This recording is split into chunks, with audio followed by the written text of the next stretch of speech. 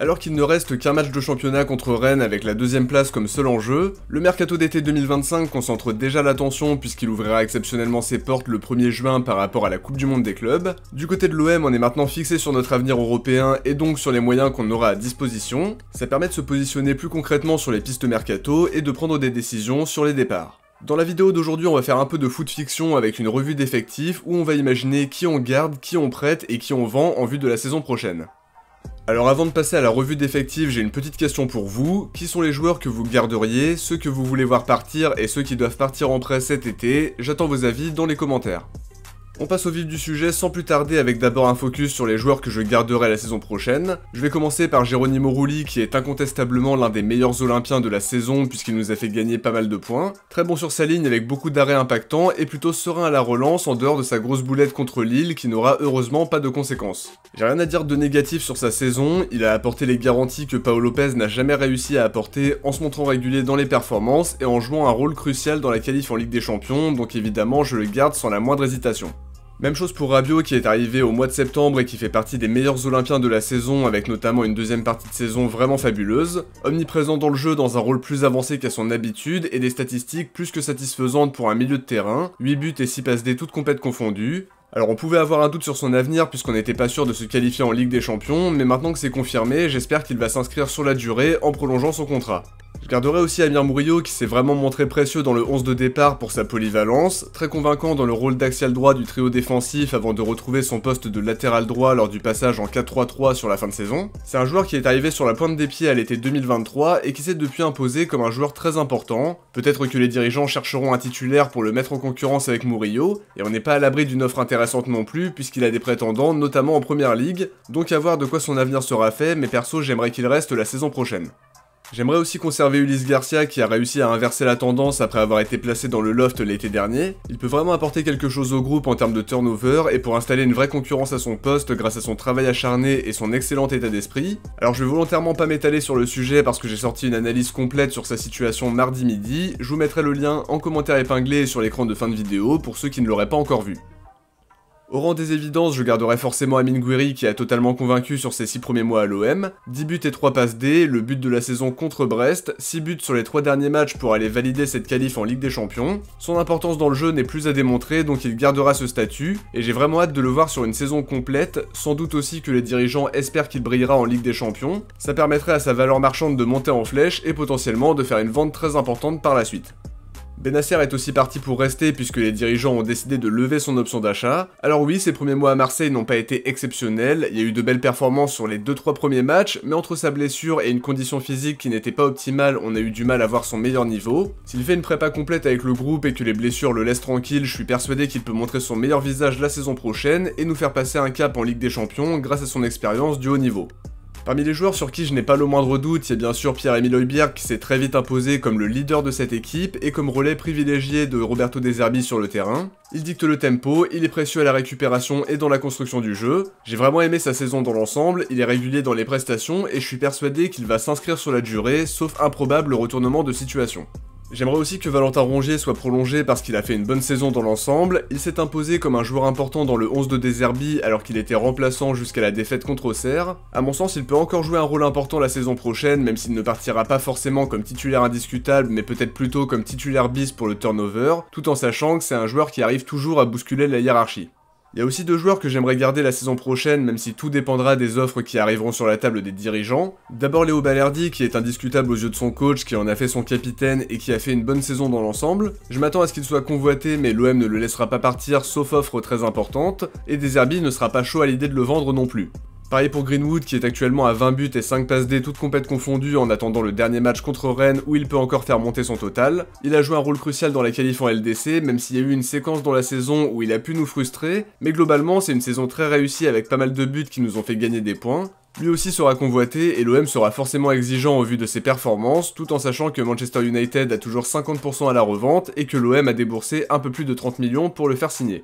Jonathan Rowe devrait lui rester la saison prochaine, Norwich vient d'ailleurs d'officialiser son transfert définitif comme on pouvait s'y attendre, il a montré de belles choses par moment même si le changement de système a réduit son temps de jeu, il est revenu dans les plans du coach sur la fin de saison et j'imagine qu'il aura un temps de jeu plus important la saison prochaine si De Zerbi reste sur un 4-3-3 ou un 4-2-3-1. Chez les jeunes je garderai Robinho Vaz qui peut grappiller un peu de temps de jeu sur la saison prochaine avec l'enchaînement des matchs.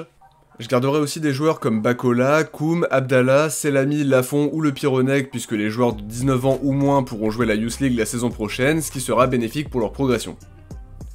Alors maintenant sur les départs, le premier qui me vient à l'esprit c'est celui de Luis Enrique qui semble en bonne voie si on en croit les infos qui circulent ces dernières semaines. Lui aussi a réalisé une bonne saison même si la deuxième partie est moins concluante, surtout les derniers matchs. Ça parle quand même d'un transfert compris entre 25 et 30 millions d'euros qui semble presque inespéré au vu de son début d'aventure marseillaise. C'est une occasion à ne pas manquer à mon sens parce qu'on n'a pas la garantie qu'il soit capable d'enchaîner une deuxième saison aussi réussie, mais on peut le remercier pour le rôle qu'il a joué dans la qualif en LDC et le féliciter pour sa montée en puissance alors que c'était loin d'être gagné.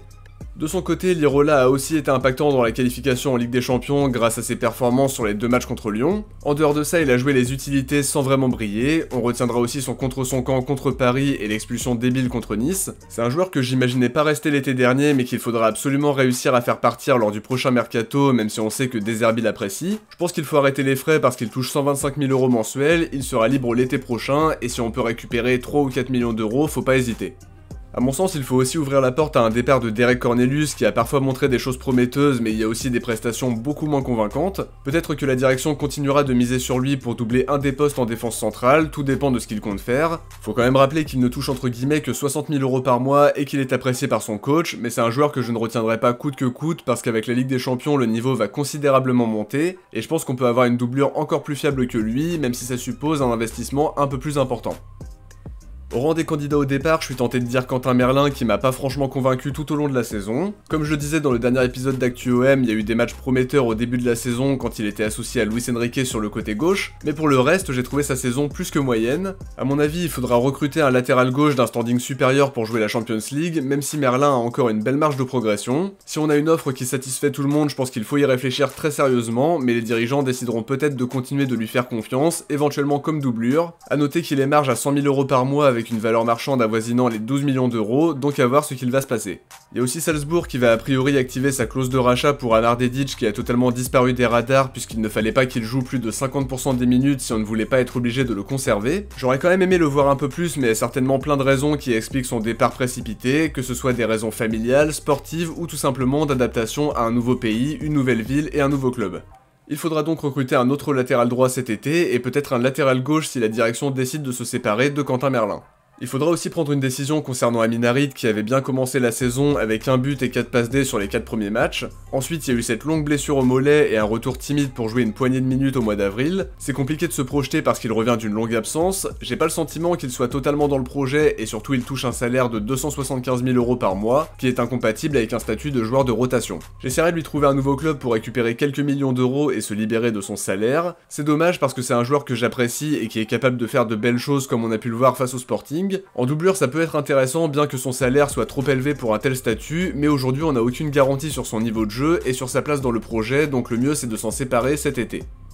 Il faudra aussi régler la situation de plusieurs joueurs qui sont considérés comme indésirables. Je pense à Ruben Blanco dont on a déjà parlé dans le dernier épisode d'actualité puisqu'il a totalement été relégué dans la hiérarchie des gardiens après sa grave blessure, et il représente un coût très important pour la masse salariale avec 210 000 € mensuels alors que Geoffrey Delangueux et Van Neck sont passés devant dans la hiérarchie. Il faudra lui trouver un point de chute à 1 an de la fin de son contrat, même si les dirigeants pourraient aussi décider de le garder comme numéro 2, mais à voir.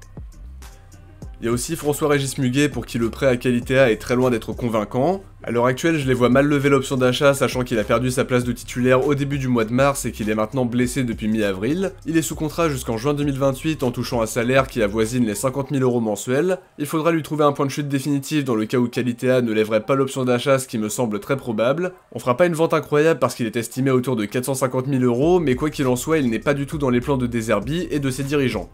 Toujours chez les joueurs prêtés, on n'a pas encore de nouvelles sur l'avenir de Samuel Gigot qui a pourtant montré des choses intéressantes avec la Lazio où il était prêté avec une option d'achat de 3 millions d'euros qui serait automatique selon certaines conditions. Ça permettra d'alléger la masse salariale puisqu'il touche environ 340 000 € mensuels, même si son salaire était certainement pris en charge par la Lazio cette saison. L'avenir de Pau Lopez n'est pas gravé dans le marbre non plus, il est prêté avec une option d'achat de 4,8 millions qui est loin d'être levée. On parlait récemment de ses prestations qui n'arrivaient pas à convaincre le staff et les supporters avec une tendance à encaisser pas mal de buts malgré les grosses qualités offensives de son équipe. Il touche 320 000 € par mois à Marseille avec encore un an de contrat restant, donc si Toluca ne le garde pas, faudra lui trouver un nouveau club au plus vite, même si l'indemnité de transfert ne sera pas très élevée. Bamo Meïté sort lui d'un prêt dans un contexte compliqué avec Montpellier qui était promis à la relégation depuis un petit moment déjà. Il n'a pas gagné le moindre match depuis son arrivée en perdant progressivement sa place de titulaire à partir de son expulsion face au Havre. Dans leur situation, ils ne vont évidemment pas lever l'option d'achat de 8 millions d'euros, il n'est pas dans les plans du coach donc il faudra lui trouver une porte de sortie. A noter qu'il est estimé autour de 5 millions d'euros avec un salaire avoisinant les 100 000 € mensuels. Unai ne sait pas non plus de quoi son avenir sera fait, le Panathinaïkos semblait chaud à l'idée de le garder et lui n'écartait pas la possibilité de rester non plus, seulement il voudrait réduire le montant de l'option d'achat et de ce que j'ai compris, l'OM ne compte pas baisser ses prétentions. Il s'est relancé en Grèce en montrant de bonnes choses sous les ordres de Rui Vitoria. La tribune olympienne croit savoir que les dirigeants et des Herbis se verraient bien pourquoi pas le tester pendant la prépa pour voir s'il peut compléter l'effectif en vue de la saison prochaine, mais perso je pense qu'il faut le vendre tant que sa cote est intéressante, on parle quand même d'un joueur qui a une belle valeur marchande et qui touche un salaire de 350 000 € mensuels qui est incompatible avec un rôle de doublure donc j'essaierai de lui trouver un nouveau club cet été. Ismaël Koné a lui vécu un prêt timide à Rennes malgré quelques fulgurances, il s'est d'ailleurs montré très évasif sur son avenir dans un entretien pour Ouest France. Il est d'ailleurs autorisé à jouer samedi contre nous avec l'ambition de montrer ce qu'il vaut. On se souvient des propos chocs de De Zerbi en conférence de presse où il dit clairement que Koné ne lui a pas prouvé qu'il méritait de faire partie du projet. J'ai du mal à l'imaginer revenir cet été, donc si Rennes ne lève pas l'option d'achat de 13 millions d'euros, il faudra lui trouver un nouveau point de chute en essayant de récupérer plus ou moins le même montant que celui de l'option d'achat.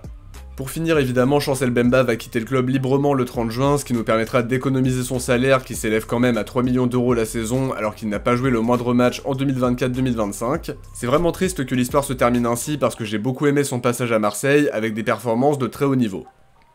Il y a d'autres joueurs que je mettrais plutôt dans la catégorie des gros points d'interrogation, je pense à Faris Moumbagna qui n'a joué qu'un petit match à cause d'une grave blessure, c'est un attaquant qui peut apporter quelque chose dans la rotation, qui est loué pour son excellent état d'esprit et qui est apprécié par De Zerbi et son staff. Il touche environ 90 000 € mensuels et il pourrait donc être le deuxième ou le troisième attaquant de l'effectif, mais encore une fois on n'a pas de garantie sur le niveau de jeu qu'il pourra afficher la saison prochaine. Dans le même temps, quel club voudra miser sur un joueur qui n'a pas joué de la saison, ça aussi c'est une question importante, mais il y a la possibilité de le prêter pour qu'il se relance et derrière soit lui redonner une chance, ou le vendre à son retour de prêt. Et troisième possibilité, on peut aussi le tester pendant la prépa pour voir s'il peut avoir un rôle la saison prochaine.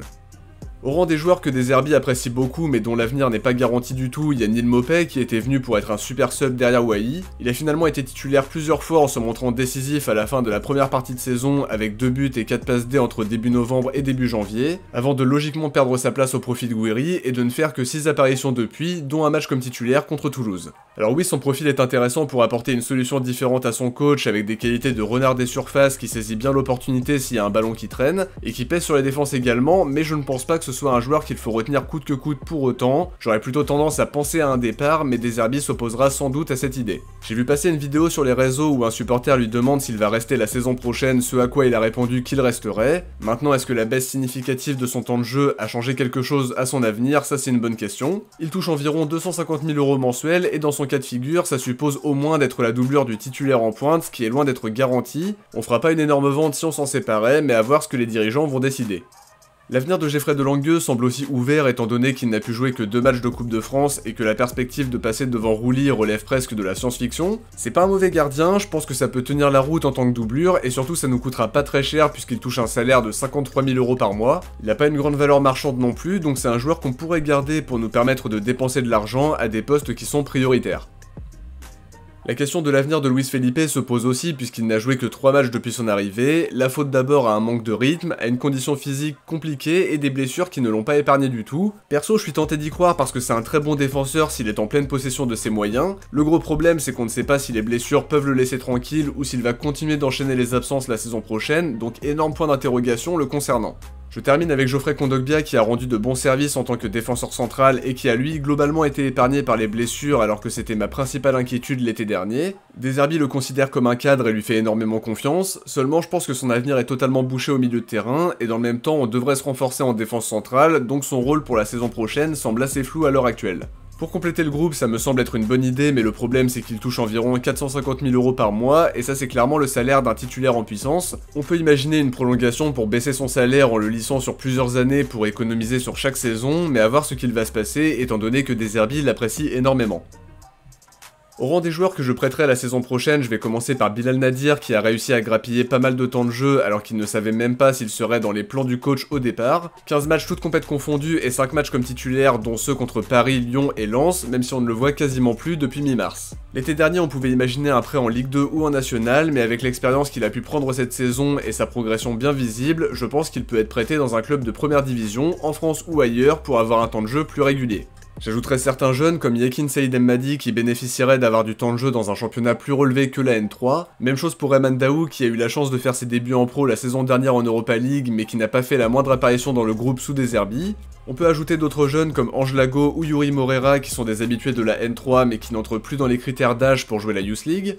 Nouhoum Kamisoko est aussi un candidat à un départ en prêt puisqu'il a montré des choses intéressantes à son arrivée à Châteauroux, mais sa demi-saison a été largement tronquée par une blessure qui l'a éloigné des terrains pas mal de temps. Un nouveau prêt peut aussi être une bonne solution pour Soumaïla Traoré qui a brillé avec Versailles. La seule différence avec l'opération Kamisoko c'est qu'il y avait une option d'achat pour Versailles, mais Traoré n'écartait pas la possibilité d'un retour et comme vous le savez c'est un joueur que je trouve très intéressant. Je termine avec Van Neck qui a principalement joué avec la réserve et qui n'est pas toujours le gardien numéro 3 puisque c'est Vermo qui monte souvent avec le groupe pour jouer ce rôle-là. Je pense qu'à 21 ans il pourrait partir s'aguerrir dans un championnat plus relevé pour continuer de progresser et véritablement lancer sa carrière. De mon côté, j'arrive à la fin de cette vidéo qui a été plus longue que celle que je sors habituellement, mais l'objectif ici c'était de faire un point complet sur l'effectif pour tenter d'imaginer de quoi sera fait l'avenir de chaque joueur. Si vous avez aimé, n'oubliez pas de laisser un like, c'est super important pour le soutien et pour le référencement. N'hésitez pas aussi à vous abonner en activant les notifs si c'est pas déjà fait pour ne rien louper de l'actualité de l'OM, surtout avec ce mercato qui s'annonce très excitant et que je vais couvrir en intégralité sur la chaîne comme chaque année. Si vous avez regardé la vidéo jusqu'au bout, écrivez transfert dans les commentaires. Je vous dis à très vite pour le dernier avant-match de la saison et pour des épisodes d'actualité. Ciao, portez-vous bien et surtout allez l'OM.